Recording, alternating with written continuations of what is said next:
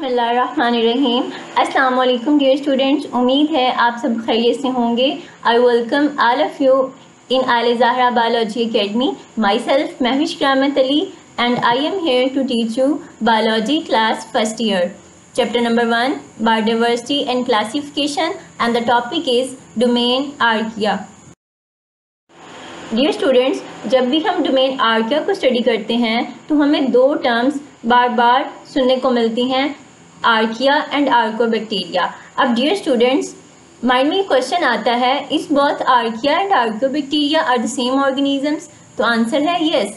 Archaea and archaebacteria एक ही तरह की सिंगल सेल प्रोकैरियोटिक ऑर्गेनिजम्स हैं, यानी कि इनमें आने वाले ऑर्गेनिज्म सेम है। अब माइंड में क्वेश्चन आ रहा है कि अगर आर्किया और आर्कोबैक्टीरिया सेम ऑर्गेनिजम्स हैं तो फिर डिफरेंस कहाँ पे है? तो डियर स्टूडेंट्स, आर्किया और आर्कोबैक्टीरिया में आने वाले ऑर्गेनिजम्स तो सेम है, लेकिन डिफरेंस इन्हीं दोनों टर्मिनोलॉजीज आर्किया और आर्कोबैक्टीरिया में है। अब देखते हैं कि इन दोनों टर्मिनोलॉजीज में क्या डिफरेंस है।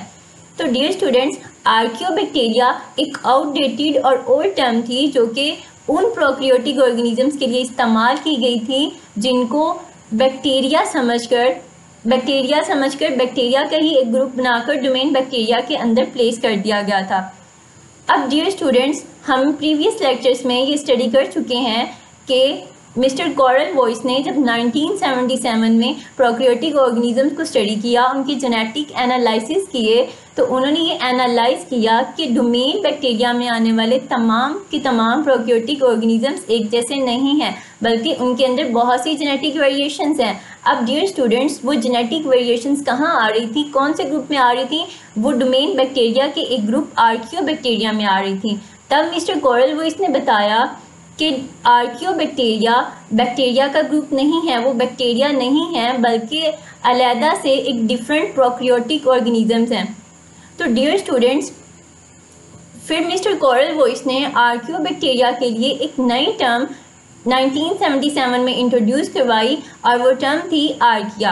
अब डियर स्टूडेंट्स, ये जो टर्म आर्किया है ये ग्रीक वर्ड आर्कियोस से ओरिजिनेट हुई है, जिसका मतलब है एंशियंट, क्योंकि आर्कोबैक्टीरिया को एंशियंट टाइम्स में बैक्टीरिया से सेपरेट आउट करवा दिया गया था, उनको सेपरेट कर दिया गया था।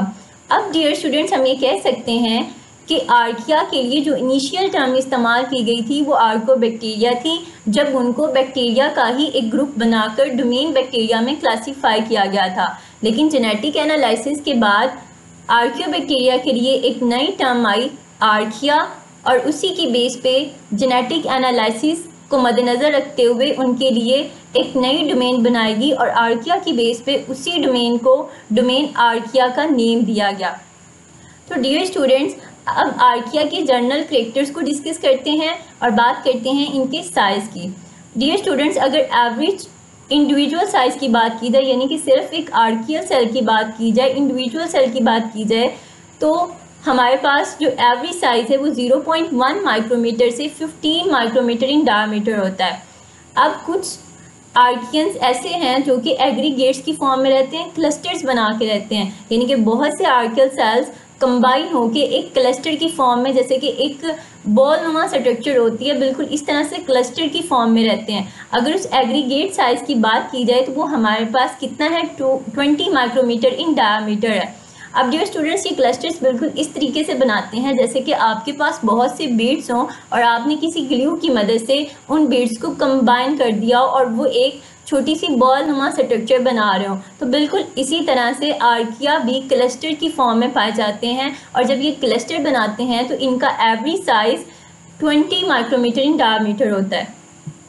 नेक्स्ट शेप्स को डिस्कस करते हैं। तो dear students, just like bacteria, archaeans में भी बहुत सी शेप वेरिएशंस हैं, लाइक जिसमें स्फेरिकल शेप है, रॉड शेप है, spiral shape, lobe shape and rectangular shape. अब डियर स्टूडेंट्स, स्फेरिकल शेप बिल्कुल जैसे कि फुटबॉल सफ़ेयर की तरह सर्कुलर होता है, बिल्कुल इसी तरह आर्कियंस की भी एक शेप होती है। अब जिन आर्कियंस में स्फेरिकल शेप होगी उनको कुकाई कहा जाता है। देन हमारे पास रॉड शेप आती है। रॉड शेप बिल्कुल सिलेंड्रिकल शेप होती है। इसमें क्या होता है कि सेल रॉड की तरह सेंटर से बिल्कुल थिन होता है और अपनी साइड से, यानी कि दोनों एंड से यू शेप में कर्व कर जाता है। और जिन आर्कियंस में या जिन सेल्स की रॉड शेप होती है उनको बेसिलाई कहा जाता है।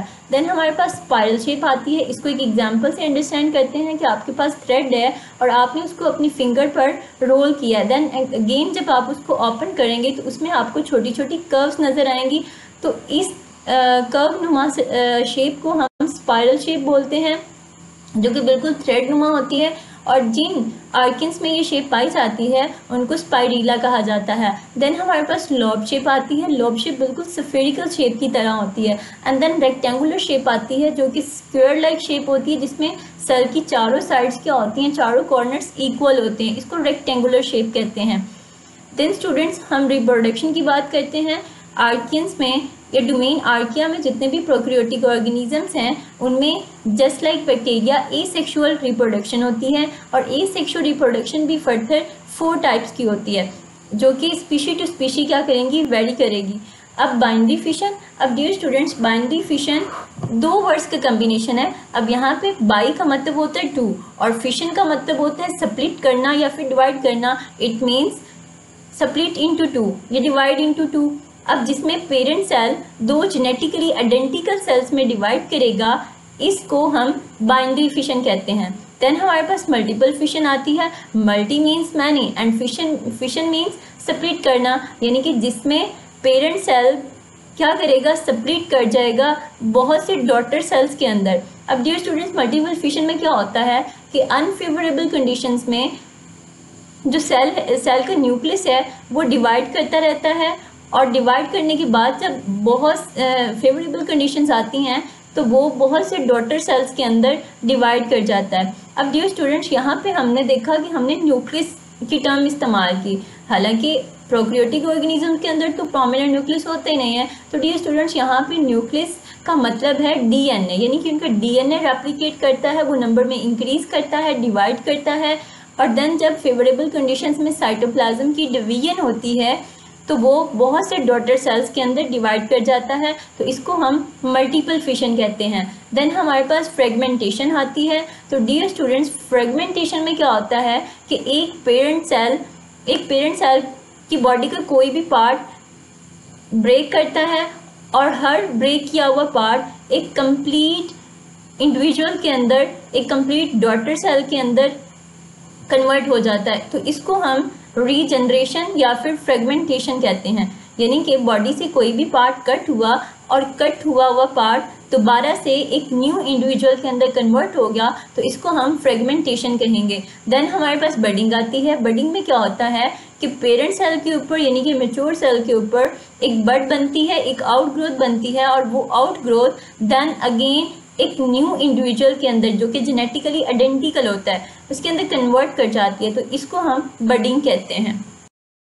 स्टूडेंट्स, डिस्कस करते हैं how archaea are unique from domain bacteria and domain eukarya, यानी कि आर्किया में ऐसी कौन कौन सी फीचर्स हैं जो कि उसको डिफ्रेंशिएट कर रही हैं बैक्टीरिया और यूकैरिया से। अब डियर स्टूडेंट्स, जो सबसे पहली फीचर है वो सेल मेम्ब्रेन में है। हमें पता है कि जो सेल मेम्ब्रेन है वो एक फॉस्फोलिपिड बाइलेयर है जो कि किसी लिंकेज, किसी कनेक्शन या फिर किसी बॉन्ड की मदद से ग्लिसरॉल के साथ अटैच होती है। अब डियर स्टूडेंट्स, आर्किया में ये जो लिंकेज होती है वो ईथर लिंकेज होती है, और आर्किया की सेल मेम्ब्रेन में जो फैटी एसिड्स पाए जाते हैं वो ब्रांच्ड फैटी एसिड्स होते हैं, यानी कि एक चेन में से आगे फर्दर जो है वो ब्रांचेस और सब ब्रांचेस निकलती हैं। बैक्टीरिया में जो लिंकेज होती है वो ईस्टर लिंकेज होती है, और इसमें पाए जाने वाले जो फैटी एसिड्स हैं वो अनब्रांच्ड होते हैं। इसी तरह से अगर हम यूकैरिया में देखें तो यूकैरिया में भी एज इट इज़ बैक्टीरिया की तरह ईस्टर लिंकेज होती है, और जो फैटी एसिड्स होते हैं वो भी अनब्रांच्ड होते हैं। अब डियर स्टूडेंट्स, इस डायग्राम की मदद से समझते हैं कि ईस्टर लिंकेज और ईथर लिंकेज में क्या डिफरेंस।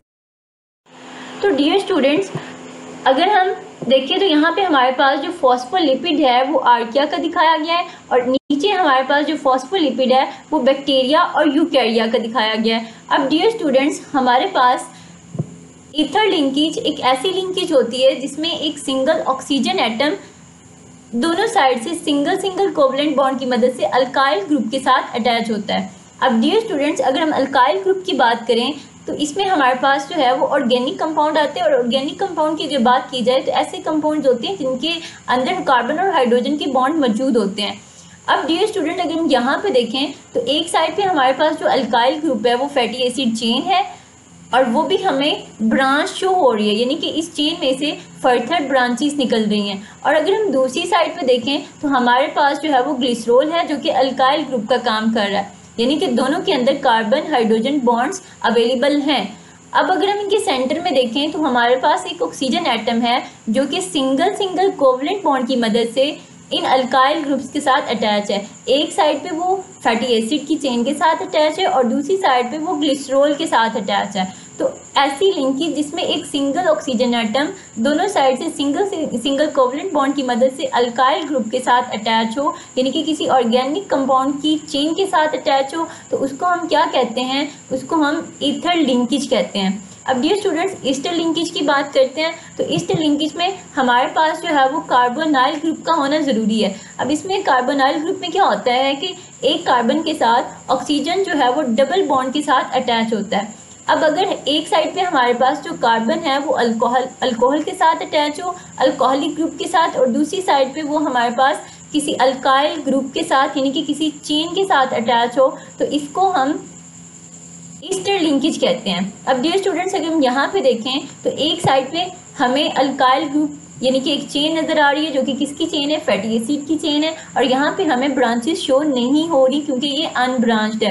और अगर हम दूसरी साइड पे देखें तो हमें जो है वो ग्लिसरॉल नज़र आ रहा है। ग्लिसरॉल क्या है? एक अल्कोहल है। अब यहाँ पे ये हमारे पास दो कैरेक्टर्स तो कंप्लीट हो गई, एक साइड पे अल्कोहलिक ग्रुप का होना और दूसरी साइड पे किसी अल्काइल चेन का मौजूद होना। एक साइड पे फैटी एसिड है और दूसरी साइड पे हमारे पास ग्लिसरॉल है। तो अब ईस्टर लिंकेज को देखते हैं। अब डियर स्टूडेंट्स, यहाँ पे अगर हम देखें तो हमारे पास जो कार्बन है ये डबल बॉन्ड के साथ अटैच है, तो ये हमारे पास क्या है? कार्बोनाइल ग्रुप है। अब ये कार्बन देन सिंगल बॉन्ड के साथ अटैच है ऑक्सीजन के साथ, और देन ऑक्सीजन फिर से सिंगल बॉन्ड के साथ अटैच है कार्बन के साथ। तो डियर स्टूडेंट्स, इस लिंकेज को हम ईस्टर लिंकेज कहते हैं, जो कि स्टेरिफिकेशन के रिजल्ट में बनती है।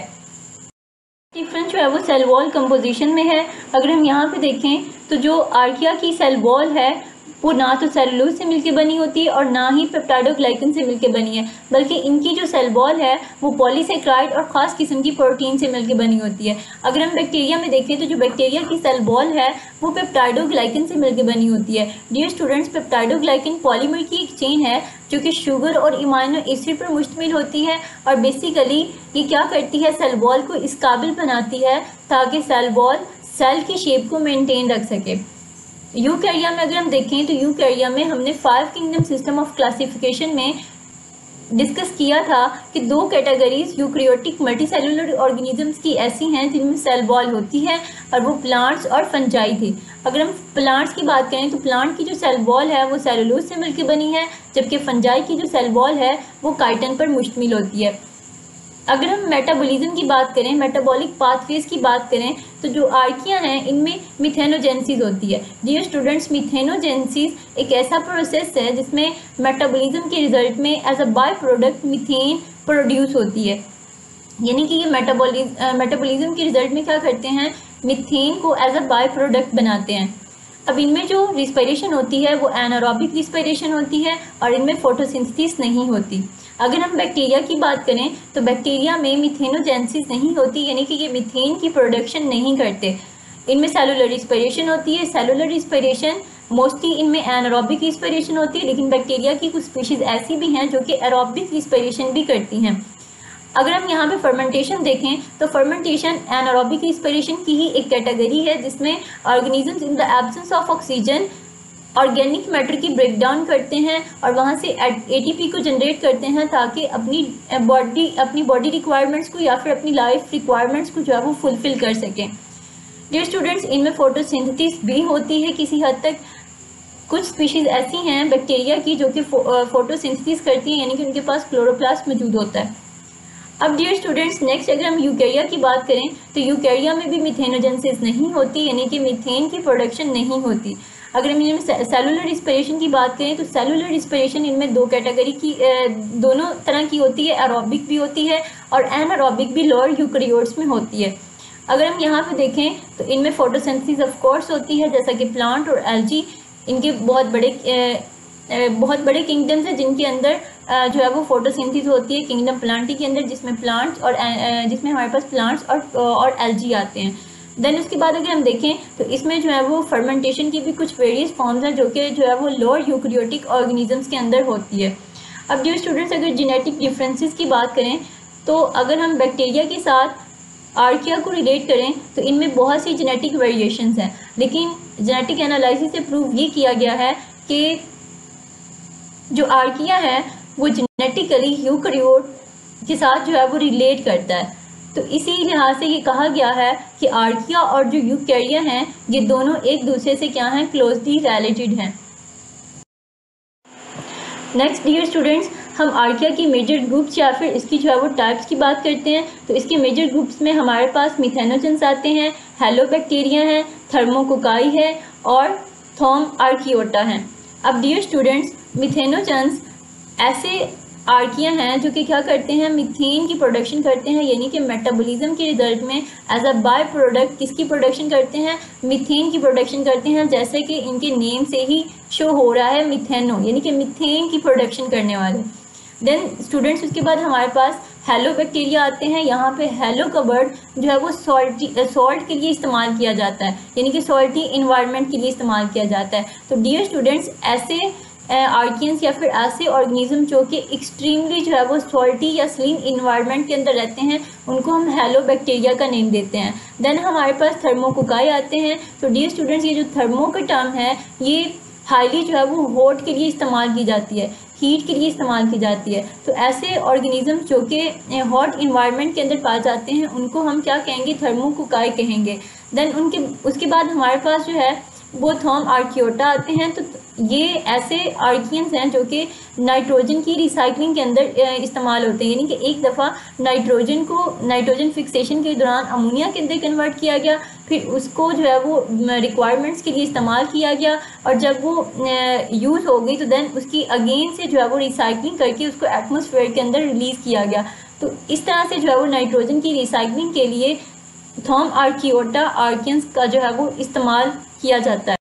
लास्ट पे सिग्निफिकेंस ऑफ आर्किया को डिस्कस करते हैं। तो डियर स्टूडेंट्स, आर्किया एक्सट्रीमोफाइल्स है, यानी कि ऐसे प्रोकैरियोटिक ऑर्गेनिजम्स हैं जो कि एक्सट्रीम हार्श कंडीशंस में रहते हैं। अब ये एक्सट्रीम हार्श कंडीशंस ऐसी कंडीशंस हैं जिसमें कोई किसी भी इन्वायरमेंट का कोई भी इन्वायरमेंटल फैक्टर अपने हाईएस्ट पीक पॉइंट पे या फिर अपने जो है वो लोएस्ट पॉइंट पे होता है। जैसा कि अगर हम देखें, हमारे पास टेम्परेचर की एग्जांपल है। अगर तो टेम्परेचर अपने हाईएस्ट पीक लेवल पर है और हॉट कंडीशंस हैं तो इस टेम्परेचर को हम हाईएस्ट एक्सट्रीम टेम्परेचर कहेंगे, और अगर टेम्परेचर अपने लोएस्ट पॉइंट पे है और कोल्ड कंडीशंस हैं तो ऐसे टेम्परेचर को लोएस्ट एक्सट्रीम टेम्परेचर कहेंगे। तो इन दोनों केसेस में टेम्परेचर अपने एक्सट्रीम पॉइंट्स पे है। एज इट इज़ इसी तरह पीएच की एग्जांपल लेते हैं। अगर तो किसी इन्वायरमेंट की पीएच अपने हाईएस्ट लेवल पर है तो जो इन्वायरमेंट है वो हाईली एसिडिक इन्वायरमेंट होता है, और अगर किसी भी इन्वायरमेंट की टेम्परेचर लोएस्ट लेवल पर है तो वो इन्वायरमेंट हमारे पास जो है वो हाईली अल्कलाइन इन्वायरमेंट होता है। तो डियर स्टूडेंट्स, कुछ आर्किया ऐसे हैं जो कि हाईली एसिडिक इन्वायरमेंट में पाए जाते हैं और उनके पास ऐसे एंजाइम्स होते हैं जो कि ह्यूमन के लिए बहुत ज़्यादा बेनिफिशियल हैं। अब ह्यूमंस क्या करते हैं, उन आर्किया से एंजाइम्स को एक्सट्रैक्ट करते हैं और उनको अपने बेनिफिट्स के लिए इस्तेमाल करते हैं। जैसे कि उन एंजाइम्स का इस्तेमाल बायोटेक्नोलॉजी के अंदर किया जा रहा है। अब बायोटेक्नोलॉजी में क्या करवाई जा रही है, आर्टिफिशियली डीएनए की रेप्लिकेशन करवाई जाती है, या फिर अगर किसी भी ऑर्गेनिज्म की किसी भी स्पेसिफिक जीन की कोई कॉपी प्रिपेयर करनी है, जीन की क्लोनिंग करवानी है, तो उसके लिए भी उन एंजाइम्स का इस्तेमाल किया जाता है। क्योंकि ये एंजाइम्स क्या करते हैं, हाई टेम्परेचर पर अपनी ऑप्टिमम स्पीड के साथ क्या करते हैं, वर्क करते हैं। तो इस तरह से जितनी स्पीड के साथ ये वर्क करेंगे उतनी ही स्पीड के साथ उस स्पेसिफिक जीन की बहुत सी कॉपीज, उस स्पेसिफिक जीन के बहुत से क्लोन्स जो हैं वो प्रिपेयर हो जाते हैं। इसी तरह से स्टूडेंट्स, अगर हम सेकेंडली बात करें तो हमें पता है कि जो आर्किया हैं वो मिथेनोजेंस भी होते हैं, यानी कि मीथेन की प्रोडक्शन भी करते हैं मेटाबॉलिज्म के रिजल्ट में। तो अगर हम ह्यूमन की बात करें तो ह्यूमन के इंटेस्टाइनल ट्रैक में मिथेनोजेंस मौजूद होते हैं जी। अब अगर यहाँ पर हम देखें इंटेस्टाइनल ट्रैक में जब स्मॉल इंटेस्टाइन में आके हमारी फूड एब्जॉर्ब हो जाती है तो यहाँ जहाँ पे इतनी फूड एब्जॉर्ब होती है वहाँ पे कुछ फूड ऐसी भी होती है जो कि अनडाइजेस्टेड रह जाती है, ये जैसे कि अनडाइजेस्टेड कार्बोहाइड्रेट्स। अब वो अनडाइजेस्टेड जो कार्बोहाइड्रेट्स हैं वो हमारी लार्ज इंटेस्टाइन के अंदर एंटर होते हैं और क्लोन के अंदर आके अकोमुलेट हो जाते हैं जहाँ पे मिथेनोजेंस मौजूद होते हैं। अब हमें पता है कि मिथेनोजेंस क्या करते हैं, एनारोबिक रिस्पिरेशन करते हैं। अब एनारोबिक रिस्पिरेशन यानी कि in the absence of oxygen वो क्या करते हैं, उन अनडाइजेस्टेड ऑर्गेनिक मैटर की क्या करते हैं, ब्रेकडाउन करते हैं, वहाँ से एटीपी जनरेट करते हैं और फिर उस एटीपी को अपनी डेली अपनी जो है वो रिक्वायरमेंट्स को फुलफिल करने के लिए इस्तेमाल करते हैं और रिजल्ट में क्या बनती है, as a by product methane बनती है। तो डियर स्टूडेंट्स, इसी तरह से हमारी बॉडी के अंदर कुछ एलिमेंट्स मौजूद होते हैं जैसा कि हाइड्रोजन है, कार्बन डाइऑक्साइड गैस मौजूद है, तो ये उनको भी एज अ सब्सट्रेट इस्तेमाल करते हैं, उनसे उसके रिजल्ट में जो है वो एटीपी बनती है, एटीपी को खुद इस्तेमाल करते हैं और as a by product methane जो है वो प्रोड्यूस करते हैं। अब डियर स्टूडेंट, मीथेन जो है ये एक ऐसी गैस है जो कि लेस स्पेस जो है वो कवर करती है as compare to other gases. अब कार्बन डाइऑक्साइड को रिप्लेस किसने कर लिया है, मीथेन ने रिप्लेस कर लिया है। तो देन हम मीथेन को इंटेस्टाइनल ओपनिंग से जो है वो बॉडी से रिमूव कर देते हैं। तो डियर स्टूडेंट्स, ये था हमारे पास रोल ऑफ मिथेनोजेंसिस। देन अगर हम यहाँ पे देखें तो इन्हीं आर्किया को हम as a sewage treatment plant के लिए भी इस्तेमाल करते हैं, यानी कि ये बहुत इंपॉर्टेंट रोल प्ले करते हैं सीवेज ट्रीटमेंट प्लांट्स में, जहाँ पे हम क्या करते हैं, अनडाइजेस्टेड ऑर्गेनिक कंपाउंड्स की ब्रेकडाउन करवाते हैं, यानी कि in the absence of oxygen इनकी ब्रेकडाउन करवाते हैं और इसके रिजल्ट में हमारे पास जो है वो बायोगैस बनती है और बायोगैस को फर्दर ह्यूमंस जो है वो इलेक्ट्रिसिटी को जनरेट करवाने के लिए इस्तेमाल करते हैं। इसी तरह से इनको जो है वो वाटर ट्रीटमेंट प्लांट्स के अंदर भी इस्तेमाल किया जाता है, यानी कि वाटर की प्योरीफिकेशन के लिए इस्तेमाल किया जाता है। देन स्टूडेंट्स, हम अगर लास्ट पे बात करें तो आर्किया को जो है वो मिनरल प्रोसेसिंग के लिए भी इस्तेमाल किया जाता है। अब मिनरल प्रोसेसिंग क्या है, ये एक ऐसा प्रोसेस है जिसमें ओर्स यानी कि चट्टानों से कीमती जो है वो धात यानी कि जैसे कि मेटल है, गोल्ड है, सिल्वर है, कॉपर है, इनको जो है वो एक्सट्रैक्ट किया जाता है। अब डियर स्टूडेंट्स, मिनरल प्रोसेसिंग में भी आर्किया जो है वो एक बहुत बड़ा रोल प्ले कर रहे हैं, जहाँ पे डिफरेंट जो है वो चट्टानों से कीमती जो है वो मेटल्स को एक्सट्रैक्ट किया जा रहा है और देन फिर ह्यूमंस उनको जो है वो अपने फ़ायदे के लिए इस्तेमाल करते हैं। तो डियर स्टूडेंट्स, ये था आज का lecture. I hope you understand this lecture. मिलेंगे इंशाल्लाह नेक्स्ट लेक्चर वीडियोज़ में। तब तक के लिए मुझे दीजिए इजाज़त। अपना बहुत सा ख्याल रखिएगा। Take care. अल्लाह हाफिज़।